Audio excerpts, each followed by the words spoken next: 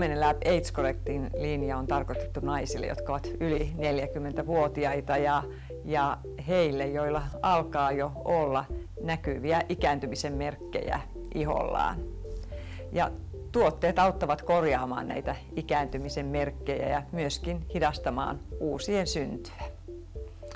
Ja tässä iässähän ihon kiinteys on vähentynyt, ne pienet, aika näkymättömät rypyt alkavat syventyä, myöskin kosteustasapaino on vähentynyt ja joillekin meistä tulee sitten myöskin näitä pigmenttiläiskiä. Tuoteedut ovat aika selkeät. Kliiniset testit ovat osoittaneet ryppyä vähentävää vaikutusta ja samoin kiinteyttäviä ominaisuuksia. Structure Supporter on raaka-aineiden kombinaatio, joka on se salaisuus tämän tuotesarjan sisällä. Se auttaa suojaamaan ihon kantasoluja haitallisilta UV-säteilyltä tai vahvistaa niiden itsepuolustusmekanismeja UV-säteilyä vastaan. Se myöskin edistää kollageenin muodostumista ja sitä kautta kiinteyttää ihoa. Ryppyjen väheneminen on yksi tuotteen eduista ja myöskin se vaikuttaa ihon ohenemista vastaan ja ehkäisee pigmenttiläiskien muodostumista. Toinen elementti siellä on suomalainen tunturimustikka.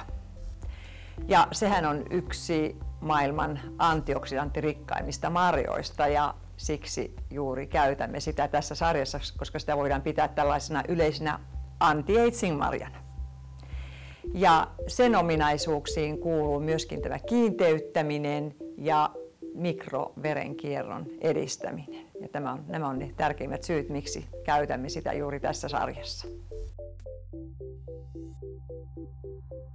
Me olemme kehittäneet kokonaisen sarjan tähän Age Correcting linjaan. Eli se sisältää päivävoiteen, yövoiteen, SPF-primerin, silmävoiteen ja sitten myöskin seerumin.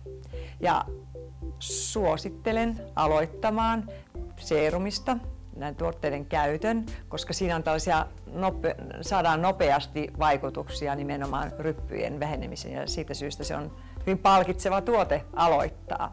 Ja se on myös mun henkilökohtainen suosikkituotteeni tässä sarjassa.